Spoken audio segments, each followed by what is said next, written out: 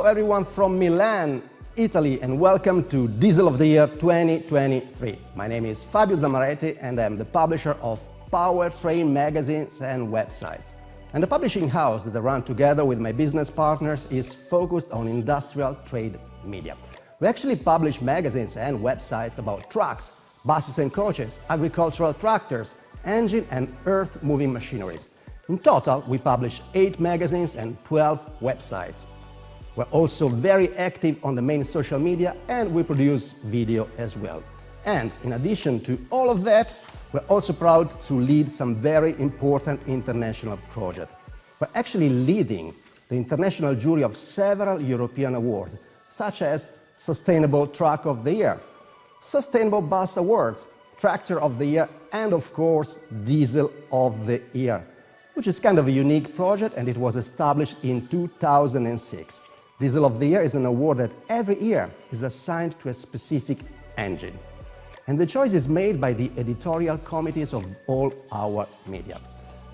Actually, every year, all the journalists that are involved in this project have the tough job to scan the whole industrial engine market looking for potential candidates.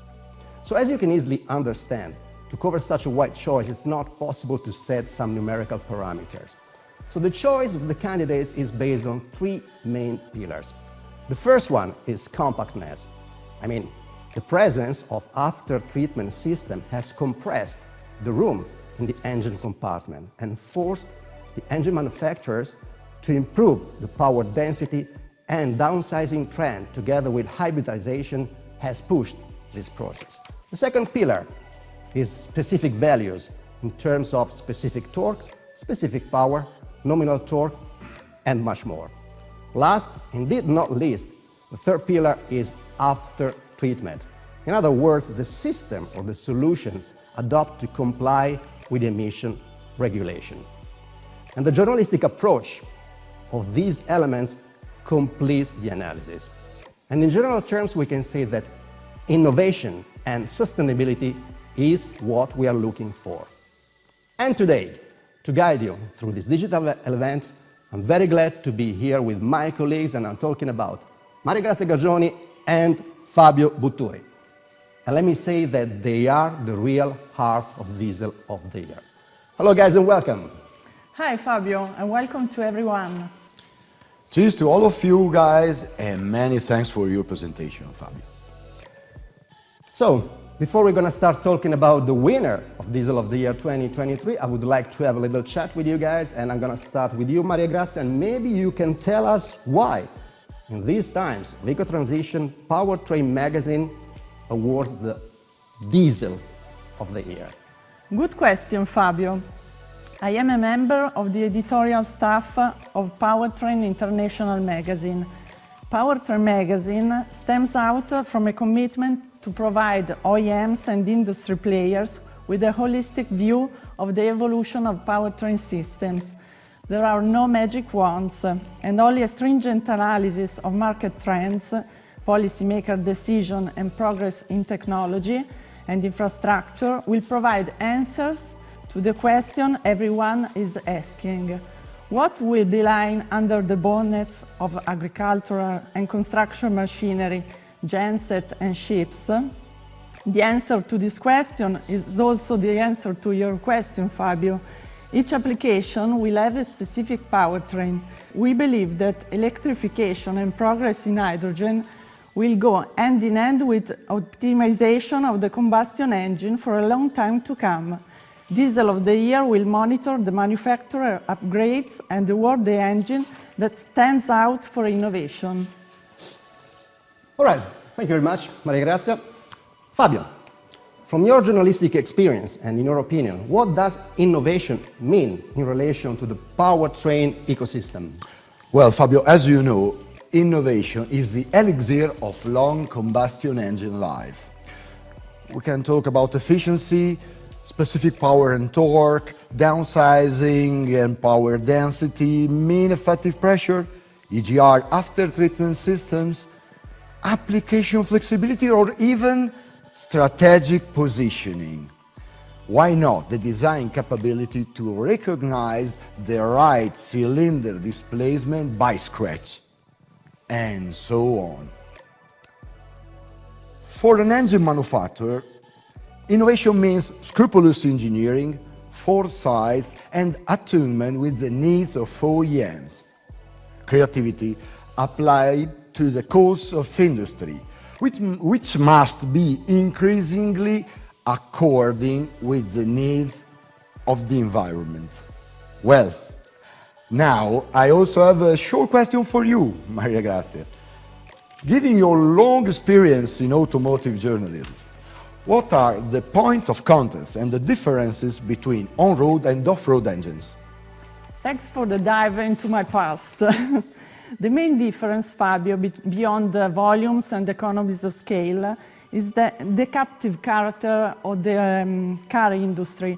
Moreover, the most exciting thing about industrial application is their incredible diversification.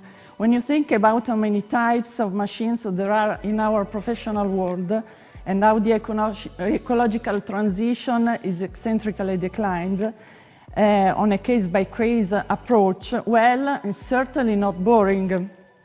And if I mention the diesel of the year 2023, Fabio, what about the flexibility in applications? Maria Grazia, let me say I agree with you definitely. It's nearly impossible to get bored with this job, just as the diesel of the year 2023 won't get bored because of so many challenges and the work done on many fronts are waiting for it.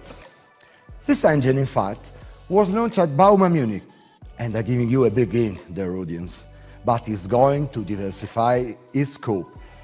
In my opinion, we'll see at work, of course, in mobile application and power generation, and recreational and commercial ships as well.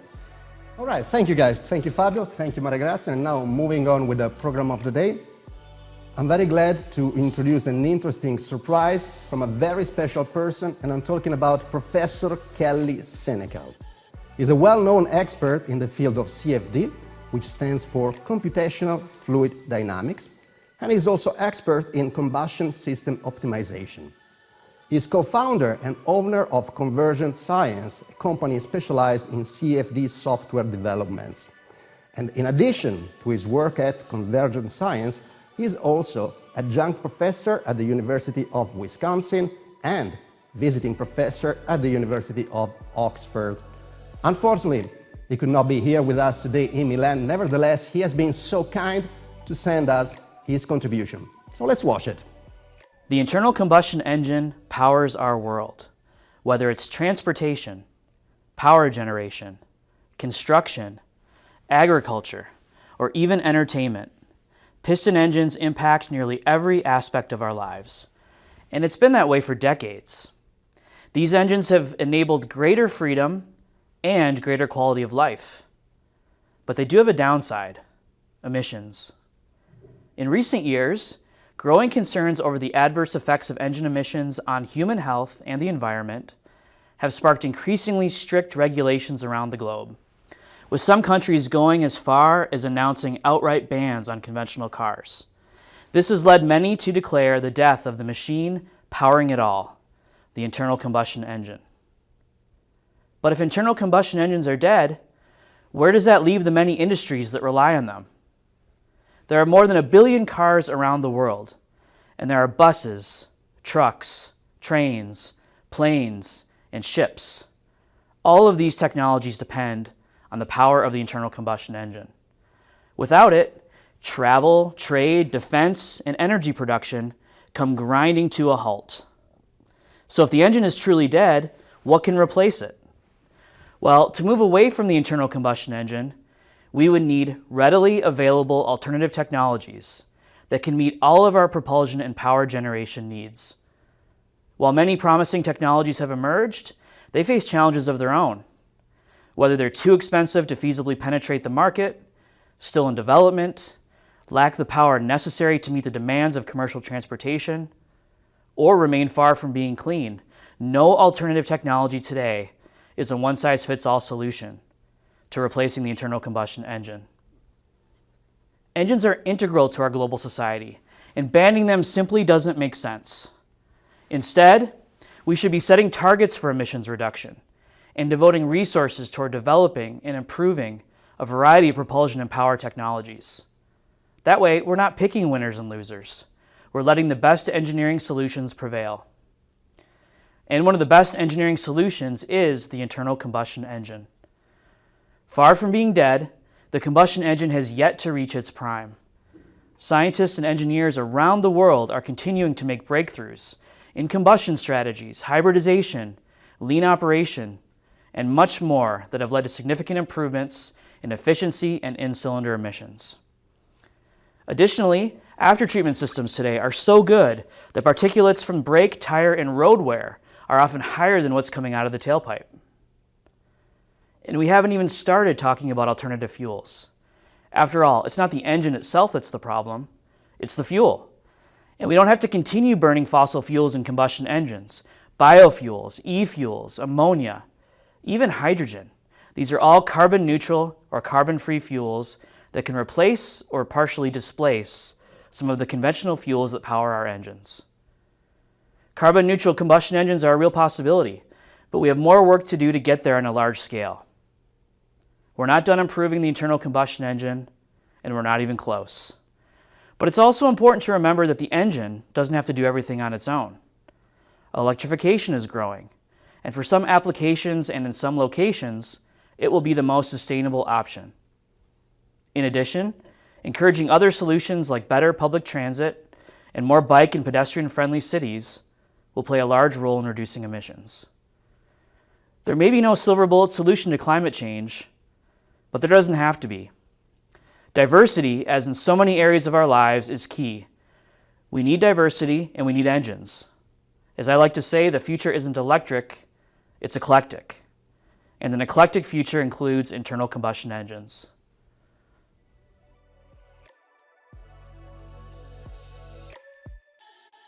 All right, thanks again to Professor Kelly Senecal from the USA.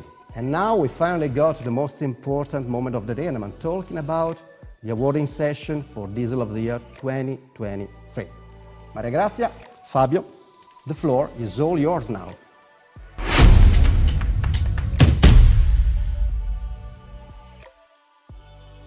Wow! Thank you again, Fabio.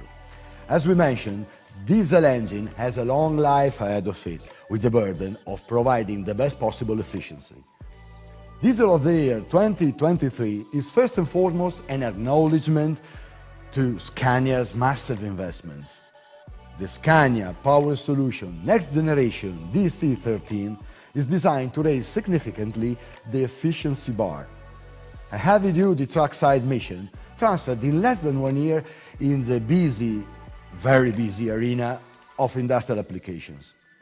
The engine configuration, features, and specific performances are fit to face a triple challenge for the survival of the internal combustion engine in an holistic perspective. To be TCO-friendly and accomplish the future Stage 6 rules, if it will be there any, of course, to digest HVO and biogenic and paraffinic fuels, to embrace electrification. Yep, you've correctly understood. Here, the Griffin flies upon the wings of the wind. In fact, the Scania Power Solution electric module dates back 2021.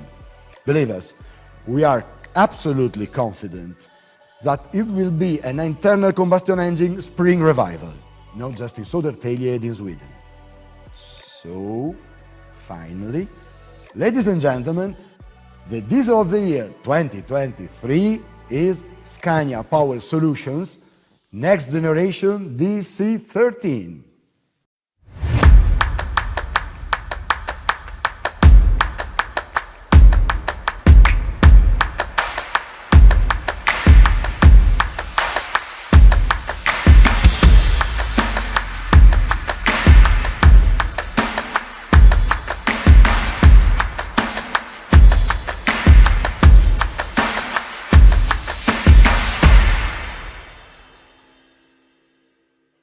Today, we have here with us Johan Tell, Sales and Marketing Area Manager, Power Solutions Scania, and Paolo Carri, Power Solution Director, Scania Italy. Welcome. Let's start with you, Johan. Thank you. It's a great honor for Scania to receive the Diesel of the Year award for our next generation 13-liter engines, a product developed and designed for today and tomorrow. Fuel efficiency and the product reliability and product performance has been top of our mind throughout the development work. And as you can see, it's resulted in truly great engine among the industrial applications. And also a step towards sustainability in the non-road machining industry. This victory reinforces the trust our customers have in us. And on behalf of my colleagues and friends at Scania, I sincerely thank you for this award. Johan, what is the first feedback you have on the super engine platform from which the next generation DC13 comes from? And what are the expectations you have on its industrial applications?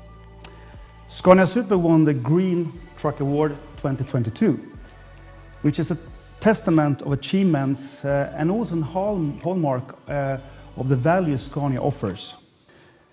Scania Power Solutions are sharing the same basic engine platform with trucks, but are dedicated, developed and designed for industrial and power generation. The biggest difference between the truck engine and an industrial engine is the power and torque, and that is without compromising with fuel efficiency. On our industrial engine, we have used a high-performance turbocharger to reach the maximum transient response that industrial application demands in our range. The expectations regarding performance and reliability and on our new engines for industrial and power generation is very high. Hi Paolo, listen. Just to rattle off a few names: Bruno Generators, Perlini, Cometto. These are some of the Italian OEMs who have chosen Scania. The Diesel of the Year 2023 has all it takes to find room in the engine compartments of so many applications. So, the question is, can the next generation DC13 allow Scania to replicate the success of the truck premium brand in the industrial scenario? Well, first of all, Fabio, let me tell you how happy I am that this important prize is awarded in Italy.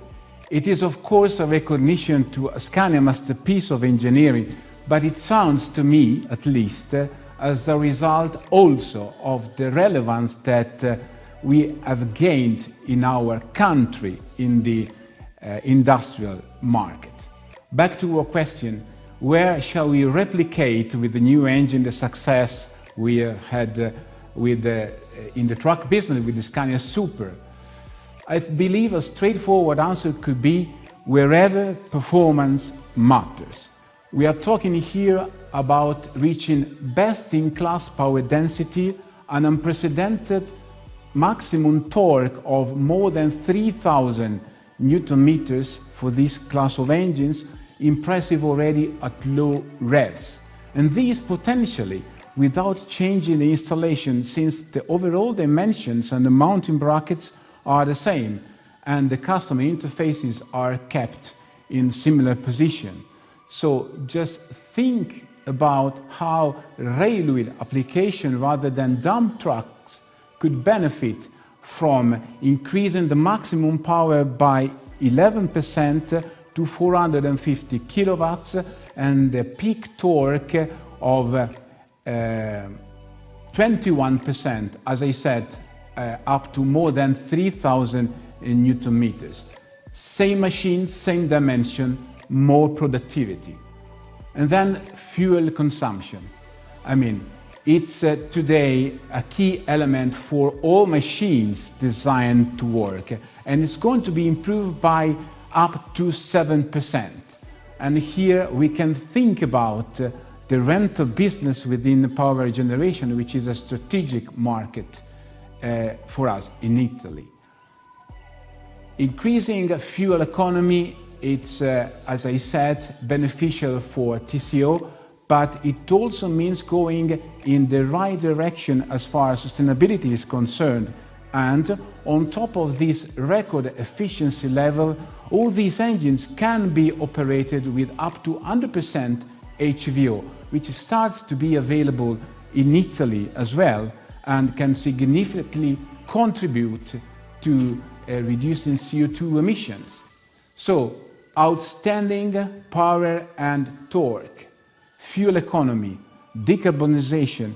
I would finally add also simplified maintenance and increase MTBO by up to plus 50%. And again, we can easily imagine how this can contribute to increase productivity and in the end, total operating economy.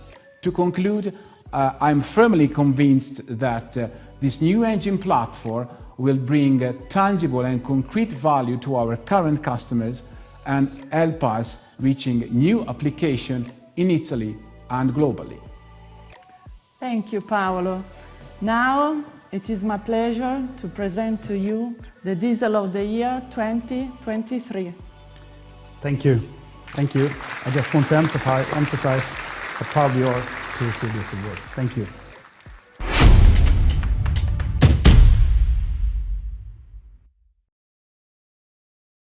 Congratulations also from my side to Scania, and thanks to all of our guests for being with us today. But I'm afraid that now it's time to wrap up the event. So thanks again to Fabio Butturi and Maria Grazia Gargioni. Thank you for the incredible job that you have done to select and to elect the winner of Diesel of the Year 2023. And in conclusion, we can probably say that the good old diesel will keep on being with us for quite a while.